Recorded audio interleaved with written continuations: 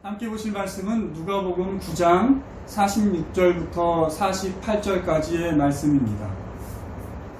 누가복음 9장 46절부터 48절까지의 말씀입니다. 하나님의 말씀입니다.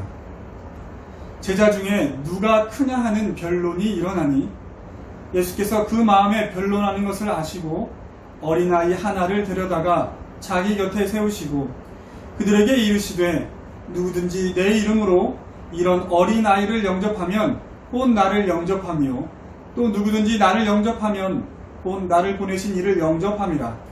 너희 모든 사람 중에 가장 작은 그가 큰 자니라. 아멘. 여러분, 우리는 지난주 오늘 본문 말씀을 마태복음과 마가복음을 참고하여 살펴보았습니다. 제자들은 자신들의 여행의 목적지를 알고 있습니다. 예수님과 그의 일행들은 이제 예루살렘으로 갈 것입니다. 예수님께서는 예루살렘으로 가면 거기서 고난을 받고 죽으시고 다시 살아나실 것을 이미 2번이나 말씀하셨습니다. 그러나 제자들은 이 말씀을 이해할 수 없었습니다. 오히려 그들은 기대에 차 있었습니다.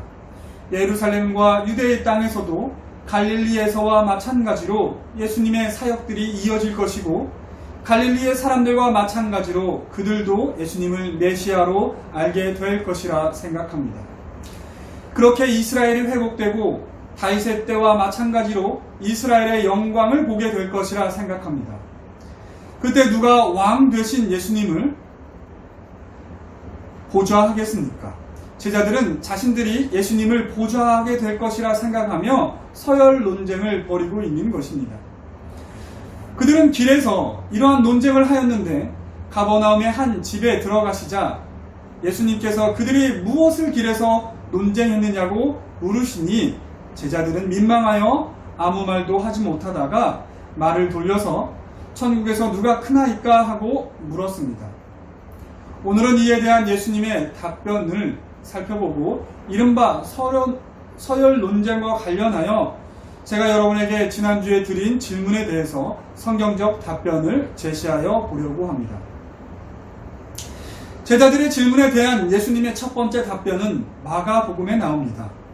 누구든지 첫째가 되고자 하면 무사람의 끝이 되며 무사람을 섬기는 자가 되어야 하리라입니다. 예수님의 이 말씀은 우리가 흔히 생각하는 것과 정반대의 말씀입니다. 세상은 낮은 자가 높은 자를 섬깁니다. 하지만 하나님의 나라에서는 높은 자가 낮은 자를 섬깁니다. 이 말씀은 세상에서 다른 사람을 섬기던 사람이 그에 대한 보상으로 천국에서는 높은 자리를 앉게 되고 그렇게 섬김을 받게 될 것이라는 그런 말씀이 아닙니다. 즉, 섬김을 받는 높은 자리를 얻기 위해 우리가 다른 사람을 섬기라는 그런 말씀이 아닙니다. 예수님께서는 이렇게 제자들이 서열 논쟁 이면에 있는 섬김을 받으려는 욕망을 정확하게 지적하셨습니다. 그러면 어찌하여 천국에서는 다른 사람을 섬기는 자가 더 높은 자로 여겨집니까? 다시 말씀드리지만 이는 다른 사람을 섬기는 자가 결국은 높아진다는 그런 말씀이 아닙니다. 그러나 적어도 다른 사람을 섬기는 자를 하나님께서는 인정하신다는 의미가 담겨 있습니다. 그리고 천국에서 하나님께서 인정하시는데 다른 성도들에게 인정받지 못한다는 것은 말이 되질 않습니다. 그런즉 다른 성도들에게도 인정을 받을 것입니다. 그런데 인정을 받는다는 것이 결국은 그가 다른 성도들에게 추앙되어지고 그로 인하여 다른 성도들에게 섬김을 받는 자리에 오른다는 말씀은 결코 아닙니다. 그는 여전히 천국에서도 다른 성도들을 섬길 것입니다. 우리가 흔히 접하는 국회의원이나 대통령이 국가와 국민을 섬긴다고 하듯이 그들도 그와 비슷한 자리에서 천국의 시민들을 섬긴다는 그런 말도 결코 아닙니다. 그는 그저 자신의 위치에서 모든 사람을 섬깁니다. 그렇다면 우리의 어리석은 생각으로는 결국 다른 사람을 섬겼기 때문에 받는 상급이 그저 허울뿐인 명예라고 생각될 것입니다. 다른 사람을 섬기는 것에 대한 상급이 그저 다른 사람을 계속 섬기는 것이라고 예수님께서 말씀하고 있는 것이 되기 때문입니다. 우리의 셈법으로는 절대로 이해할 수도 없고 절대로 받아들일 수도 없는 결과입니다. 여기에 예수님께서 두 번째로 답변하십니다. 마태복음에 나옵니다. 어린아이를 하나 데려다가 그 가운데 세우시고 말씀하십니다. 진실로 너희에게 이르노니 너희가 돌이켜 어린아이들과 같이 되지 아니하면 결단코 천국에 들어가지 못하리라. 그러므로 누구든지 이 어린아이와 같이 자기를 낮추는 사람이 천국에서 큰 자니라. 어린아이의 특징이 무엇입니까? 어린아이는 연약합니다. 그리고 말 그대로 어리석습니다. 우리말에서 어리석다는 말은 어리다는 말에서 유래된 말입니다. 아는 바와 깨닫는 바가 적습니다. 그래서 사회 경제적으로 그 가치가 적습니다. 여기서 예수님의 말씀은 그렇게 연약하고 어리석어야, 좋은 말로 순박해야 천국에 들어갈 수 있다는 그런 말씀이 아닙니다. 어린 아이라서가 아니라 어린아이와 같이 자기를 낮추는 사람이 천국에 들어갈 수 있고 천국에서 큰 자라고 말씀하신 것입니다. 달리 말하면 어린아이와 같이 자기를 주장하지 않는 사람이 천국에 들어간다고 하신 말씀입니다. 천국에 대해서는 어린아이와 같이 누구도 자신의 어떠한 가치를 주장할 수 없다는 그런 말씀입니다. 천국은 누구도 행위로 자신의 가치를 인정받아 들어가는 것이 아니라는 말씀입니다. 누구도 천국에 들어간 것에 대해서 자신을 자랑할 수 없다는 말씀입니다. 그런즉 누구도 천국에서는 자신의 자리를 요구할 수 없습니다. 우리의 그 무엇도, 그 어떤 깨달음도, 그 어떤 선행도, 그 어떤 열심도 천국에 들어가는 것 자체도 아무 소용이 없습니다. 하물며 천국에서의 자리를 논하는 것은 가당치도 않습니다. 예수님께서 이어서 말씀하십니다. 이는 마태복음과 마가복음, 누가복음에 공통적으로 나오는 말씀입니다. 누구든지 내 이름으로 이런 어린아이를 영접하면 곧 나를 영접하며 또 누구든지 나를 영접하면 곧 나를 보내신 이를 영접함이라. 그리고 마지막 말씀은 누가복음에만 나옵니다. 너희 모든 사람 중에서 가장 작은 그가 큰 자니라. 천국에서는 모든 백성은 이렇게 어린아이와 같이 자신의 구원에 대해서 아무것도 주장할 수 없는 자들밖에 없습니다. 그러므로 천국 백성은 서로를 섬길 것입니다. 왜냐하면 자기 자신이 구원받은 유일한 이유가 하나님의 은혜였음을 알기에 감사하는 마음으로 예수님과 하나님만을 섬길 것이기 때문입니다. 그런데 우리가 하나님을 무엇으로 섬길 수 있겠습니까? 우리가 가지고 있는 무엇을 두려 하나님을 더욱 부요하게 하겠습니까? 우리가 무엇으로 하나님을 더욱 영화롭게 하겠습니까? 우리는 하나님을 섬기기 원하나 하나님은 우리의 섬김이 전혀 필요하지 않으십니다. 그러면 하나님께서 우리의 감사의 마음에서 우러나는 섬김을 어떻게 받으시겠습니까? 마치 우리의 믿음을 우리의 의로 여겨주셨듯이 하나님께서는 어린아이를 섬기는 것을 자신을 섬기는 것으로 여겨주심으로써만 우리가 하나님을 섬기는 것이 가능하게 하십니다. 그리고 천국이 이와 같다면 천국은 예수님께서 재림하실 그때에 완전하게 임하겠지만 이미 예수님께서 이 땅에 처음 오셨을 때 천국이 시작되었다고 믿는 우리는 이 땅에서 어떻게 살아야 하겠습니까? 하나님께서 구원의 믿음을 가진 우리의 감사에서 우러나는 하나님에 대한 섬김을 우리의 눈에는 전혀 무가치해 보이는 어린아이와 같은 자를 섬기는 것으로 대신 받으시겠다는 이 말씀을 믿는 우리는 어떻게 살아야 하겠습니까? 그런즉 우리의 눈에 전혀 무가치해 보이는 한 형제를 섬기지 않는 자는 적어도 이 하나님의 말씀을 믿지 않거나 혹은 어쩌면 구원을 받지 못한 자일 수 있습니다. 왜냐하면 우리의 구원에 대하여 우리는 아무것도 자랑할 수가 없고, 그렇기 때문에 오직 은혜에 감사할 뿐인데, 그리고 그 감사가 말뿐인 감사가 아니라면 응당 하나님을 섬기는 행동으로 이어질 것인데, 우리가 하나님을 섬기는 유일한 방법으로 하나님께서 제시하여 준 것이 우리의 눈에 전혀 무가치해 보이는 한 형제를 섬기는 것이기 때문입니다. 이제 우리는 이 모든 비밀의 끝에 다다랐습니다. 그러면 그렇게 하나님을 섬기는 마음으로 우리의 눈에 전혀 무가치해 보이는 한 형제를 섬기는 자의 영혼 안에 어떤 일이 일어날까요?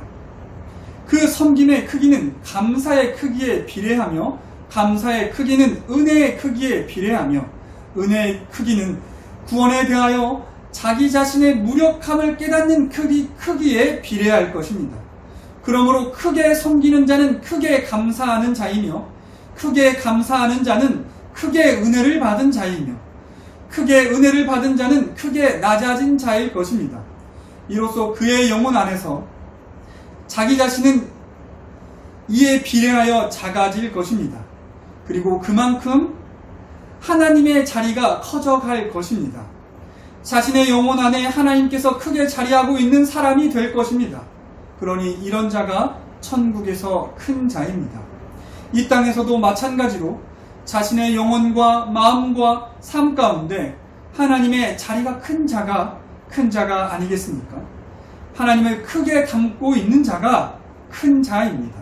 이 모든 예수님의 말씀은 제자들이 정작 자신들의 서열 논쟁은 숨기고 대신 질문한 천국에서 큰 자가 누군가에 대한 말씀입니다. 물론 이 모든 말씀 가운데 제자들의 어리석은 서열 논쟁에 대한 해답이 숨어 있습니다. 천국에서나 이 땅에서나 자신의 영혼 안에 혹은 자신의 삶 가운데 자기 자신은 작아지고 하나님이 커진 자가 큰 자입니다. 자기 자신이 작아지고 하나님이 커진 자는 다른 사람을 섬기게 되어 있습니다. 이제 지난주에 제기한 질문에 대한 답변을 드리겠습니다. 여러분 기억하십니까? 예수님께서 예루살렘에서 고난을 받아 죽으실 것을 처음 말씀하셨을 때 베드로의 반응을 기억하십니까? 베드로는 예수님께 그러하실 수 없다며 강하게 항변했습니다. 무슨 마음으로 그렇게 항변했을까요? 마태복음 19장 27절에서 베드로는 이렇게 말합니다. 이에 베드로가 대답하여 이르되 보소서 우리가 모든 것을 버리고 주를 따라 싸운데 그런즉 우리가 무엇을 얻으리이까? 이 말씀은 한 부자 청년이 자신의 재물로 인하여 근심하며 예수님의 제자가 되는 길을 마다했을 때 베드로가 한 말입니다. 여기에 베드로가 예수님의 고난과 죽음을 받아들일 수 없는 이유가 담겨 있습니다. 베드로는 예수님의 죽음과 고난을 받아들일 수 없는 것이지만 그뿐만이 아니라 이로 인하여 자신의 헌신의 대가가 없어지는 것을 또한 염려하고 있었습니다. 예수님, 예루살렘에 가시면 고난을 받아 죽임을 당하신다고요? 그게 무슨 말씀입니까? 그러면 이제껏 주님을 따른 우리는 어떻게 됩니까? 우리는 모든 것을 버리고 주님을 따랐는데 우리는 어쩌라고요? 그럴 수 없습니다. 베드로뿐만 아니라 모든 제자들은 이런 생각에서 크게 벗어나지 못했습니다. 아니 어쩌면 우리 모두가 그렇습니다. 그런즉 서열 논쟁 안에는 우리 모두의 항변이 담겨 있습니다. 즉 우리는 우리 스스로가 이를 인식하든 인식하지 않던 우리의 믿음의 기도와 경건한 삶, 헌신 등에 대한 합당한 모종의 대가를 바라고 있습니다. 대가를 바라는 것 자체가 잘못되었다고는 말하지 않겠습니다. 왜냐하면 하나님께서 먼저 우리에게 상급을 말씀하셨기 때문입니다. 상급을 언급하셨다라는 것은 상급을 바라는 마음을 인정하셨다고 볼 수 있기 때문입니다. 문제는 하나님께서 우리에게 주시려는 상급과 우리가 받고자 하는 상급이 다르다는 사실입니다. 그러면 하나님께서 주시려는 상급, 즉 복은 무엇입니까? 로마서 4장 6절에서 8절입니다. 일한 것이 없이 하나님께 의로 여기심을 받는 사람의 복에 대하여 다윗이 말한 바 불법이 사함을 받고 죄가 가리어짐을 받는 사람은 복이 있고 주께서 그 죄를 인정하지 아니하실 사람은 복이 있도다 함과 같으니라. 그리고 갈라디아서 3장 8절에서 9절입니다. 또 하나님이 이방을 믿음으로 말미암아 의로 정하실 것을 성경이 미리 알고 먼저 아브라함에게 복음을 전하되 모든 이방인이 너로 말미암아 복을 받으리라 하였느니라. 그러므로 믿음으로 말미암은 자는 믿음이 있는 아브라함과 함께 복을 받느니라. 이 말씀들은 하나님께서 우리에게 주시려는 참된 복은 하나님의 자녀가 되는 복이라는 것을 가르쳐 줍니다. 그런 의미에서 우리는 가장 큰 복을 받은 자이며 진정한 복을 받은 자입니다. 그러면 우리가 흔히 생각하는 복이나 상급에 대해서는 성경은 어떠한 관점을 가지고 있을까요? 참으로 다행스럽게 성경이 우리가 흔히 생각하는 복들이 복이 아니라고는 말하고 있지 않습니다. 아브라함은 하나님께 복을 받아 거부가 되었다고 성경은 말하고 있습니다. 창세기 24장 35절입니다.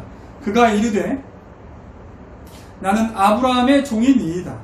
여호와께서 나의 주인에게 크게 복을 주시어 창성하게 하시되 소와 양과 은금과 종들과 낙타와 나귀를 그에게 주셨고 이삭도 하나님께 복을 받았다고 성경은 말하고 있습니다. 창세기 26장 12절 13절입니다. 이삭이 그 땅에서 농사하여 그해 100배나 얻었고 여호와께서 복을 주심으로 그 사람이 창대하고 왕성하여 마침내 거부가 되어 야곱도 하나님께 복을 받았다고 표현하고 있습니다. 창세기 31장 42절입니다. 우리 아버지의 하나님 아브라함의 하나님 곧 이삭이 경외하는 이가 나와 함께 계시지 아니하셨더라면 외삼촌께서 이제 나를 빈손으로 돌려 보내셨으리이다마는 하나님이 내 고난과 내 손의 수고를 보시고 어젯밤에 외삼촌을 책망하셨나이다. 심지어 고난의 대명사 욥도 종국에는 하나님께 복을 받았다고 성경은 표현하고 있습니다. 욥기 42장 12절 13절입니다.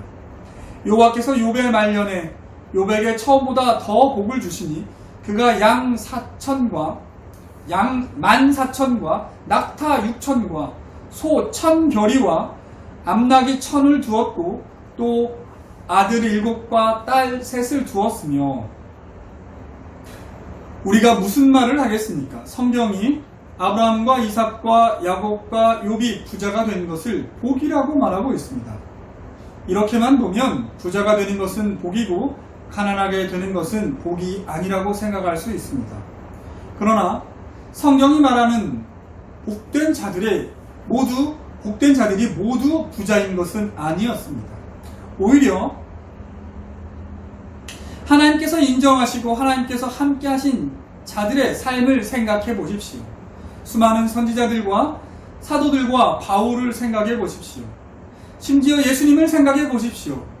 누우실 자리마저 없던 예수님을 복이 없었다고 말할 수 있습니까? 마리아가 엘리사벳을 방문하였을 때 엘리사벳이 무엇이라 말했습니까? 누가복음 1장 42절입니다. 큰 소리로 불러 이르되 여자 중에 내가 복이 있으며 내 태중에 아이도 복이 있도다. 오히려 더 복을 받은 자로 여기고 있지 않습니까?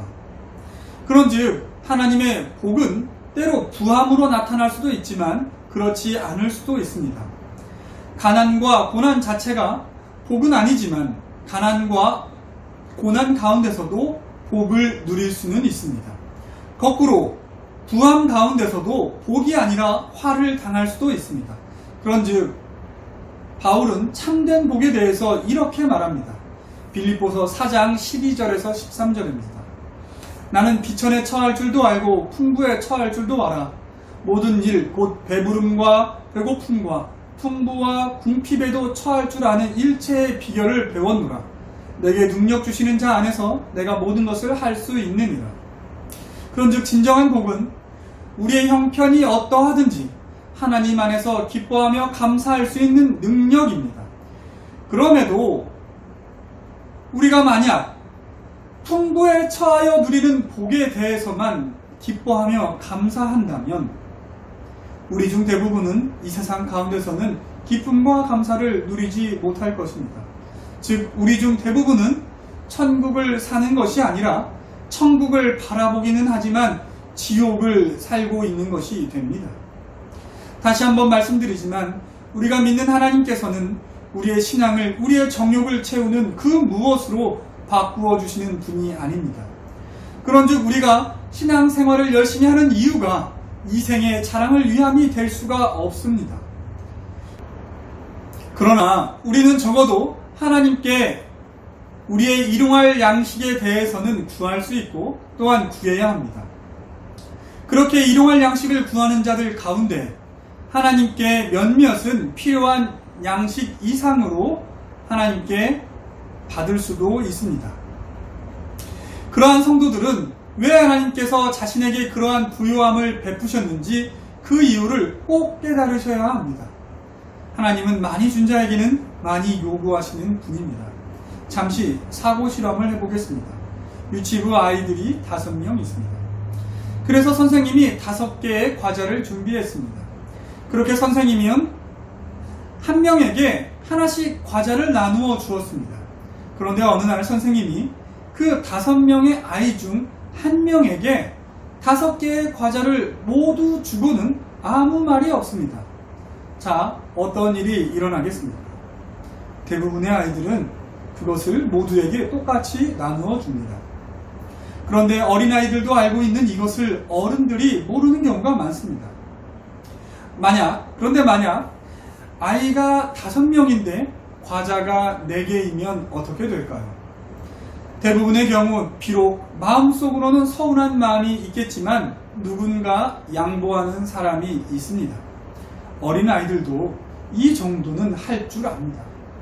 그런데 문제는 아이가 5명인데 과자가 6개 혹은 7개일 때 발생합니다. 여러분이라면 어떻게 하시겠습니까? 아이들 가운데서 남보다 더 갖고자 하는 욕심을 갖는 아이가 생깁니다. 그때부터 문제가 발생합니다. 누가 더 갖고 누가 덜 갖는 그때부터 문제가 발생합니다. 누가 더 갖느냐를 놓고 경쟁이 벌어집니다. 그리고 남보다 하나라도 더 가진 자는 자랑스럽게 생각하고 덜 가진 자는 시기하게 됩니다. 종국에는 자신이 다른 사람보다 더 갖기 위해서 하나를 가진 자의 것을 빼앗는 경우도 생길 것입니다. 이것이 우리가 살고 있는 세상의 모습입니다. 하나님께서는 모든 사람이 나누면 모두가 필요한 양식이 될 만큼 이 땅을 축복하셨습니다. 그러나 우리의 욕심이 그것을 망쳐놓고 말았습니다. 우리의 욕심이 누군가의 일용할 양식마저 빼앗고 말았습니다. 그런데 이제 하나님을 믿는 자들마저 하나님의 이름으로 이러한 욕심을 채우려고 합니다. 그런즉 하나님을 믿는 자가 하나님으로부터 일용할 양식 이상의 부요함을 복으로 받는다면 그에게 맡겨진 사명은 무엇이겠습니까? 그리고 어느 정도가 욕심을 내려놓은 일용할 양식 이상의 부요함일까요? 객관적인 기준은 제시할 수 없습니다. 욕심이란 이미 주관적인 것이기 때문입니다. 그러나 그 기준에 영향을 주는 것이 무엇인지는 확실합니다. 그 영혼 안에 깃든 하나님의 크기입니다. 은혜에 대한 감사의 크기가 섬김의 크기에 영향을 주고 결국 그 섬기려는 마음의 크기가 일용할 양식에 대한 기준에 영향을 주게 될 것입니다. 그런즉 부하거나 가난한 것이 문제가 아닙니다. 자신을 위해 필요한 것이 많은 것이 문제입니다. 부자가 자신을 위해 필요한 것이 많다고 느낀다면 그는 다른 사람을 돌아볼 수 없습니다. 그는 채워지지 않는 욕심으로 인해 어떤 가난한 자보다 스스로를 불쌍하게 여기게 될 것입니다. 가난한 자가 자신을 위해 필요한 것이 많다고 느낀다면 그는 평생 자신은 복을 받지 못했다고 생각하며 살아갈 것이고 절대로 다른 사람의 필요를 돌아볼 수 없을 것입니다. 그런데 이 두 사람 중에 부자가 더 악하다는 심판을 받게 될 것입니다. 설교를 정리하겠습니다. 베드로의 항변이나 제자들의 서열 논쟁 안에는 우리 자신의 항변이 숨겨져 있습니다.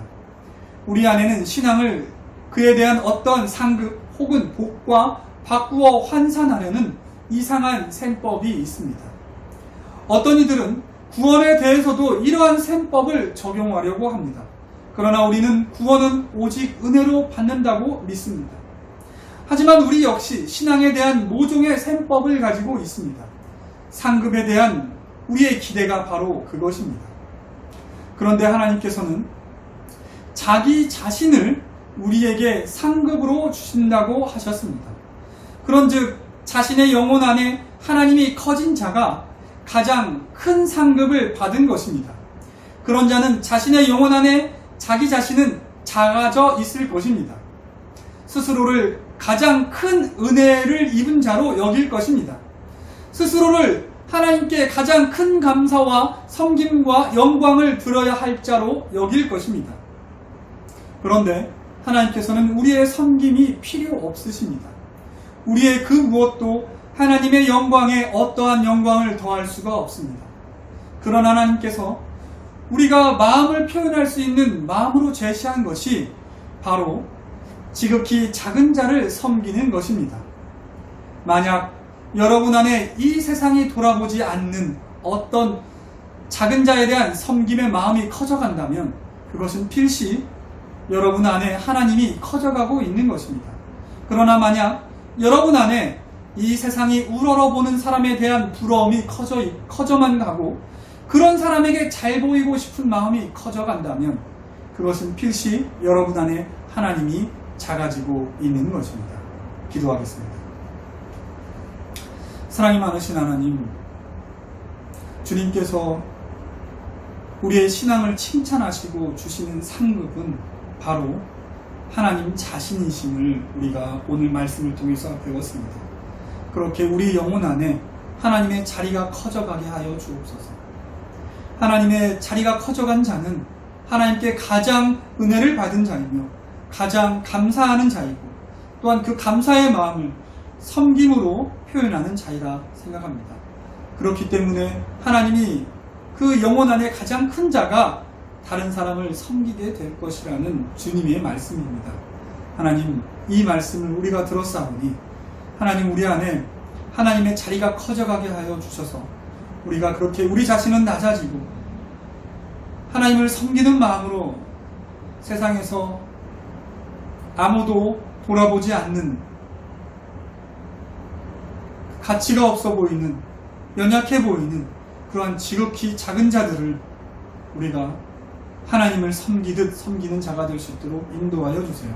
그 가운데서 우리 안에 하나님이 더욱더 커져갈 것을 믿사오며 모든 것을 예수님의 이름으로 기도드립니다. 아멘.